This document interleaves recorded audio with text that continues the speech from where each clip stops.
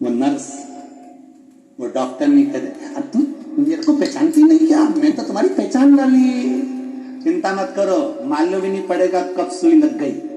बिल्कुल, लो उधर मुंह करो, और जो उन्हें मुंह उधर करा इसने बिल्कुल छोटी सी बारीक सी सुई निकाल के उसको सुई लगा दी। उसने पूछा मालूम पड़ा? नहीं, बिल्कुल चीटी सा मालूम पड़ा, मालूम ही नहीं पड़ा।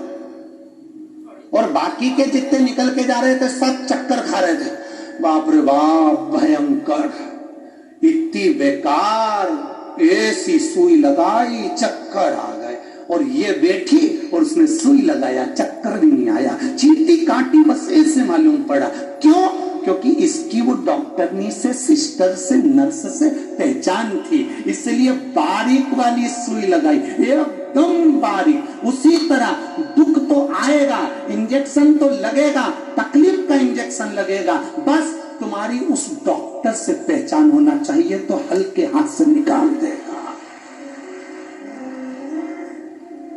उस डॉक्टर से पहचान होना चाहिए तुम्हारी, तो दुख तो आएगा, तकलीफ तो आएगी, कष्ट तो आएगा, पर वो जब तुम भगवान के ऊपर एक लोटा जल चढ़ाना प्रारंभ कर देते हो, भगवान की भक्ति करना प्रारंभ कर देते हो, नाम जाप करना प्रारंभ कर देते हो, शिव महापुराण की कथा मोबाइल पर, टीवी पर, पंडाल में श्रवण करना प्रारंभ कर देते हो, तो दुख तो आता है, ऐसा नहीं कि दुख नहीं आता, पर हल्के हाथ से इंजेक्शन लगकर निकल जाता है। दुख आता है और जल्दी से निकल कर बाहर हो जाता है। तकलीफ किसको होती, चक्कर किसको आया, कष्ट किसको हुआ, कि सब पहचान नहीं थी, तो वहां वो डॉक्टर नहीं बैठी थी ना, बड़ी तेज, उन्हें तो बस सुई निकाली और हाथ करो, टोचे और जा, चलो निकलो बाहर निकलो। और हमारी जिससे पहचान थी उसने धीरे से, बैठो साहब आराम से, जी जी कैसी हो, बस आजकल बच्चे दिख नहीं रहे, तुम्हारे बच्चे हमारे यहाँ खेलने नहीं आ रहा, पहचान निकल गई। पहचान निकली तो उन्हें जरा सा दबाया और निकल गया।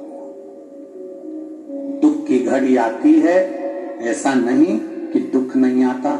मेरे राम जी के जीवन में दुख आया, मेरे भगवान कृष्ण के जीवन में दुख आया, भगवान रामकृष्ण परमहंस जी के जीवन में दुख आया, नामदेव जी के जीवन में दुख आया, मीराबाई के जीवन में दुख आया, कर्माबाई के जीवन में दुख आया। ऐसा कौन जिसके जीवन में दुख नहीं आता? आता है, पर हल्के हाथ से निकल जाए अगर तुम्हारी पहचान है तो।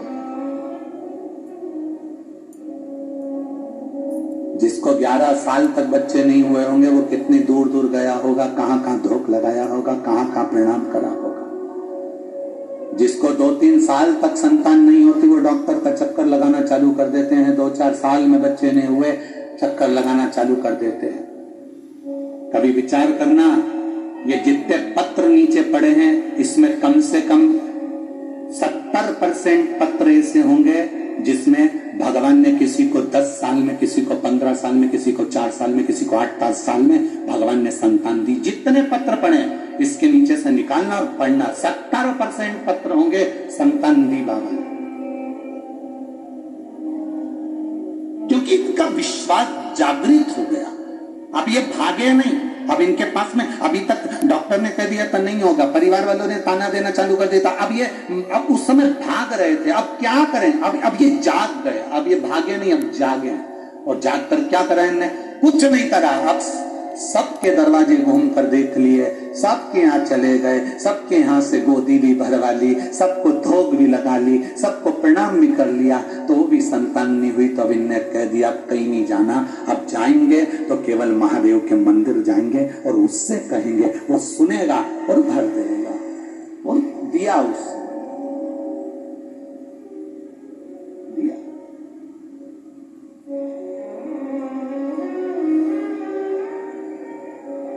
आपकी भक्ति के बल को बढ़ा लीजिए।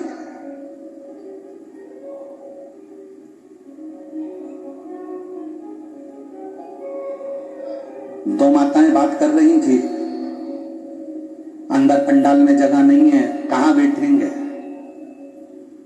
दूसरी बोली रोड पर बैठ जाते हैं। जिस रोड पर जनता चलती है उस रोड पर लोग यहां से लेकर वहां तक, वहां से लेकर वहां तक बैठे। उसने कहा लोग क्या कहेंगे? हंसेंगे। लोग क्या कहेंगे? हंसेंगे। कितनी सुंदर बात शिव महापुराण की कथा कहती है,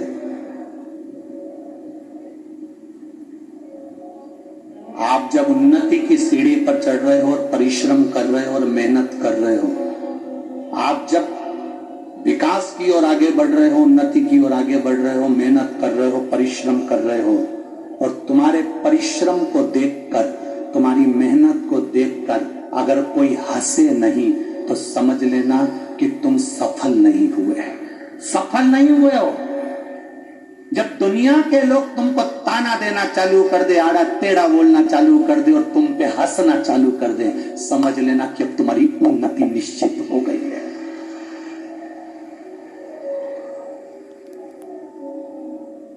बोल बम का नारा है,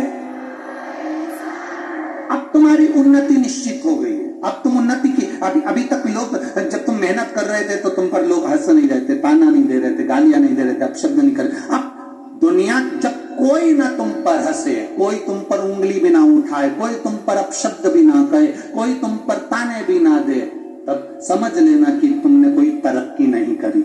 अब जब तुमको लोग गालियां देने लगे, ताने देने लगे, अपशब्द कहने लगे, तब समझना कि मेरे भोलेनाथ ने हाथ पकड़ लिया, अब मतलब मैं उन्नति की ओर बढ़ना चालू हो गया हूं। इसलिए मेरी बुराई होने लगी, मुझे लोग अपशब्द कहने लगे, मुझे लोग ताने देने लगे, मेरी अब उन्नति की ओर में बढ़ना प्रारंभ कर दिया। हमें क्या लगता है कि हमें लोग गाली दे रहे हैं, हमें लोग अपशब्द कर रहे हैं, हमें लोग ताने दे रहे हैं, मतलब मेरे कुछ गलती ना ना ना, आपको दे दिया ना गाली, लोगों ने अपशब्द कर दिया ना, ताने दे दिया ना, तो समझ लो कि आगे बढ़ गए। जिस बहू को सास के अपशब्द ज्यादा मिलते हैं, वो बहू जिंदगी में कभी हार नहीं मानती, उन्नति की ओर बढ़ती चली जाती। ताने मिलेंगे ना आपको, अपशब्द मिलेंगे ना आपको, आप क्यों हारते? आपकी सास ने कुछ कह दिया, आपकी हिम्मत हार गई। आपको सास ने कह दिया कि तू तो बेकार है और तेरी जिंदगी भी बेकार निकलेगी, तो तुम ये हिम्मत मत हारना, तुम्हारी सास तुमको पक्का कर रही है, पक्का। चलो जी हो, आप में से कितनी लोग हैं जो पापड़ बनाती हैं? हम।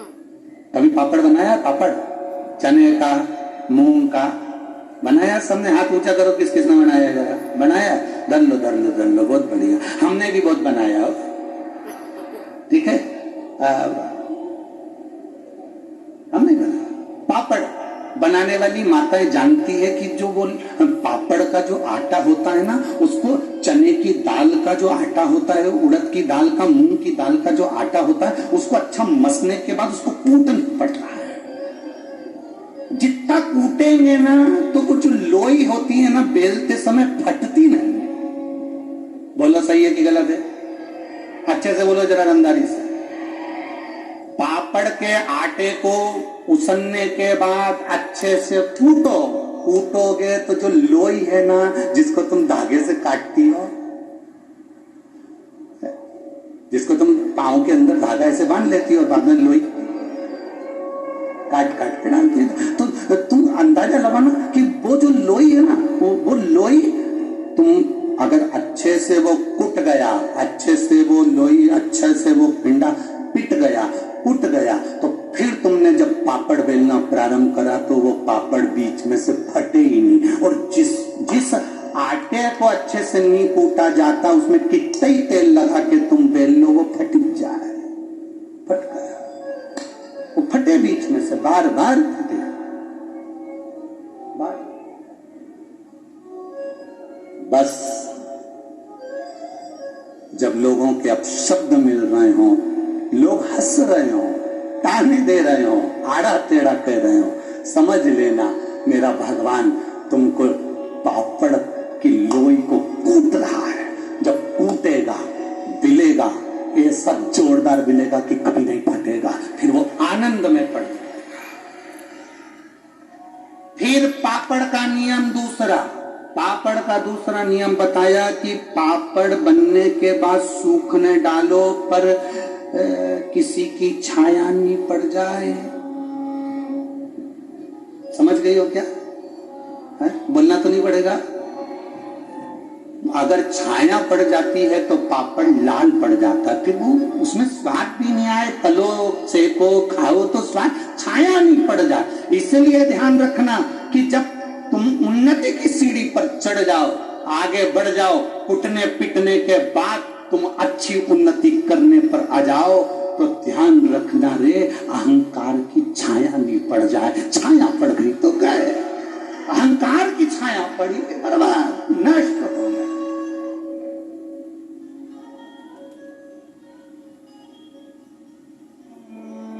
छाया ना पड़े।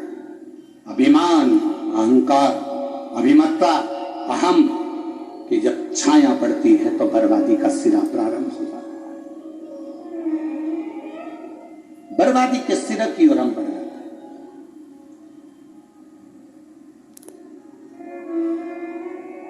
महाराज,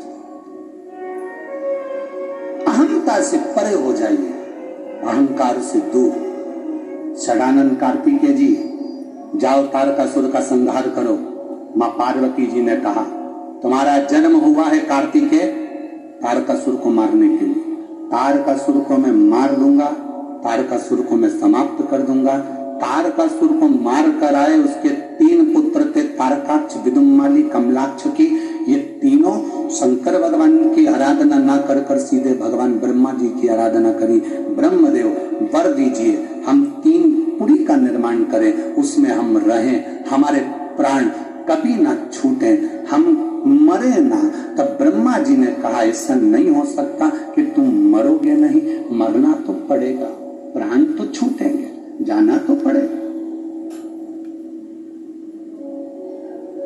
तुम जितने बैठकर कथा सुन रहे हो और जितने यहाँ पर बैठे हो, जितने आस्था चैनल पर सुन रहे हैं, जितने फेसबुक यूट्यूब पर सुन रहे हैं, कोई तुमसे कह दे कि तुम्हारी जिंदगी में दुख नहीं आएगा, तुम कभी मरोगे नहीं, तुम मेरे पास बैठो, मैं तुम्हें मरने नहीं दूंगा, या तुम्हारी जिंदगी में दुख नहीं आने दूंगा, तो फालतू की बात है। जो लिखा ललाट पर वो तो भोगना है, जो ललाट पर लिखा है पूर्व में जो तुम कर कर आए हो उसको तो भोगना है। कौन भोगे? आपको कथा में कहा था, खांसी चलेगी तो आपको खांसना है, छींकना पड़ेगा तो आपको छींकना है। आपके बत्तल का कोई छींकेगा नहीं, कोई खांसेगा नहीं। भूख लगेगी तो भोजन करना पड़ेगा, प्यास लगेगी तो पानी पीना पड़ेगा, बीमार होगे तो गोली दवाई तुमको खाना पड़ेगा। उसी तरह अपने कर्म का भोग अपने को भोगना पड़ेगा, कोई दूसरा नहीं भोगने वाला। तारकासुर के 3 पुत्रों ने वर मांगा, ब्रह्मा जी ने कहा तुम मरोगे तो शरीर, अब तुम मांग लो कि कैसे मरना है। तुम्हें मरना कैसे, तुम मांग सकते हो।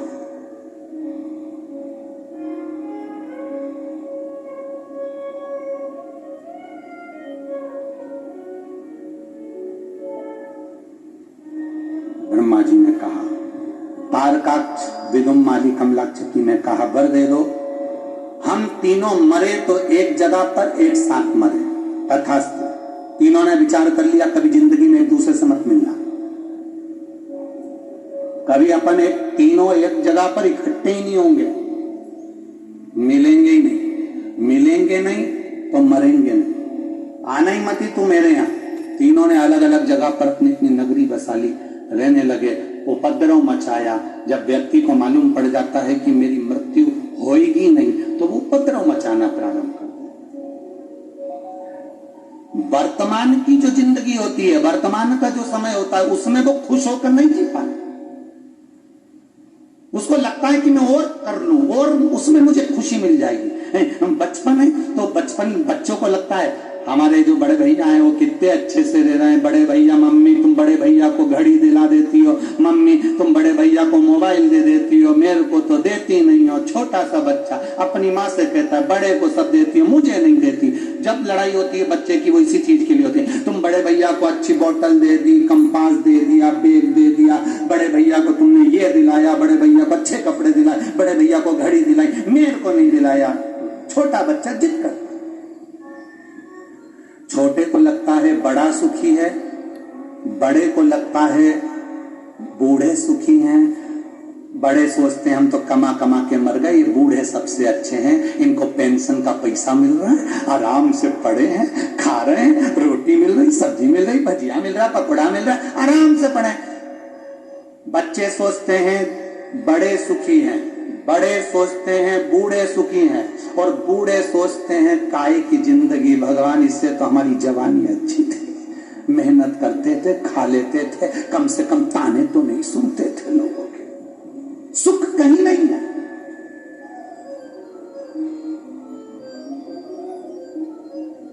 जो वर्तमान में जी रहे हो वो सुख है तुम्हारा। 3 मित्र, अब वो तीनों मित्र ने एक दिन विचार करा, चलो रे चलो अपन जरा बाजार चलते हैं और जंगल में चल के भोजन बनाते। तीनों ने मिलकर खीर पूड़ी बनाई।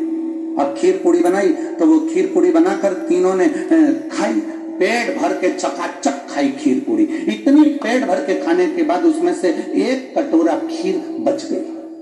कितनी खीर बची? जम के बोलो जरा। 1 कटोरा खीर बच गई। अब 1 कटोरा खीर बच गई तो तीनों ने विचार करा कि अब इस खीर को कौन खाएगा, अभी तो किसी को भूख लग नहीं रही है। तो तीनों ने विचार करा, एक काम करो, इस खीर को अपन एक काम करो कि यहाँ रख दो। अब खीर को अपन यहाँ पर रख देते हैं, ढाक कर सो के उठेंगे, जिसको सबसे अच्छा सपना आएगा खीर वही खाए। सो जाओ। खीर रखी, सो गए। 2 सो गए, एक को नींद नहीं आ रही थी क्योंकि वो खीर दिख रही थी, उसको नींद नहीं आ रही। करवट बदले पर वो खीर दिख रही, उसको नींद नहीं आ रही। खीर 2 अच्छे से सो रहे थे, एक जाग रहा था, नींद आई। तीनों फिर बाद में सुबह उठे। तीनों ने कहा खीर खाना है।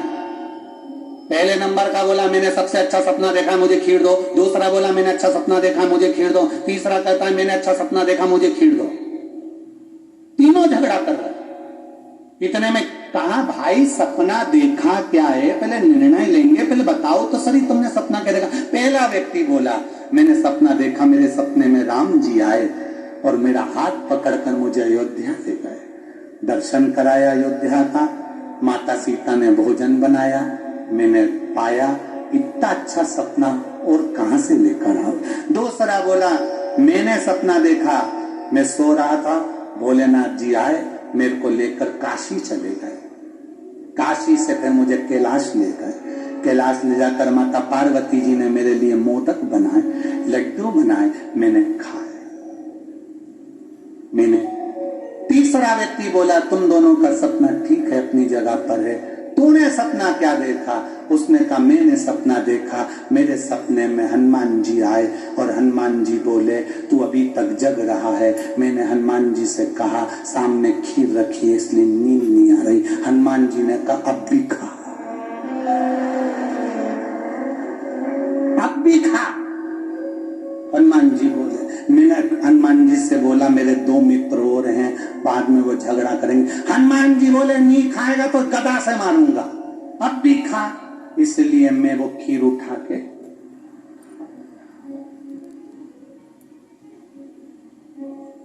दोनों ने कहा खीर का तो वो खा लिया।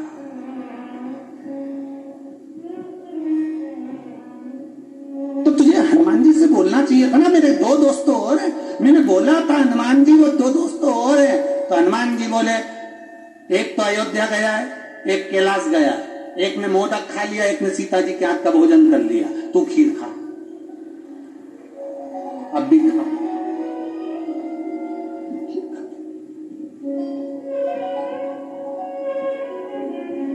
अभी 3 में सुखी कौन है? जिसने वर्तमान में अच्छे से खीर और 2 सपने देखने में लगे थे जवानी में, वो कमाऊंगा, फ्रिज खरीद लूंगा, 4 व्हीलर गाड़ी खरीद लूंगा। अब एक सोच रहा है और उन्नति करेंगे, और उन्नति करेंगे, अच्छे दिन आएंगे और अच्छे दिन आएंगे। अरे इससे अच्छे दिन क्या आएंगे? 2 रोटी प्रेम से खा रहे हो, अपनी जिंदगी चकाचक जी रहे हो और आराम से भगवान शंकर की भक्ति कर रहे हो, इससे अच्छे दिन क्या रहेंगे जीवन। वर्तमान के दिन को अच्छा समझो, बहुत विचार कर कर मत। और अभी जवानी आएगी तो हम लोग ये कर लेंगे, अधेड़ी आएगी तो ये कर लेंगे। जीवन में क्या ठिकाना? जितनी अलमारी में, अपने अलमारी में जितनी साड़ी रखी है सब पहनो, रोज नई नई पहनो, क्योंकि कौन सा दिन आखिरी हो किसको मालूम। बाद में वो साड़ियां दूसरे पहनेंगे, अपन तो पहन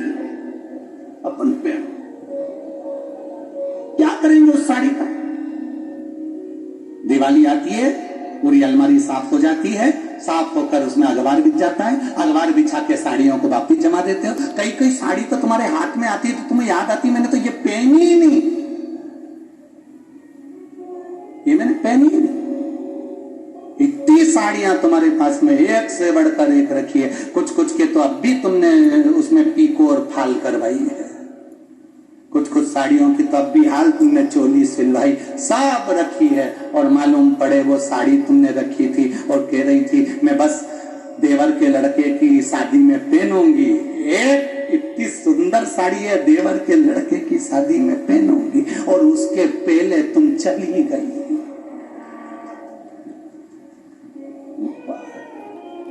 ऊपर जाती जाती यमराज के सामने रो रही, यमराज पूछ रहा क्यों रो रही, वो नीले कलर की नहीं पहने।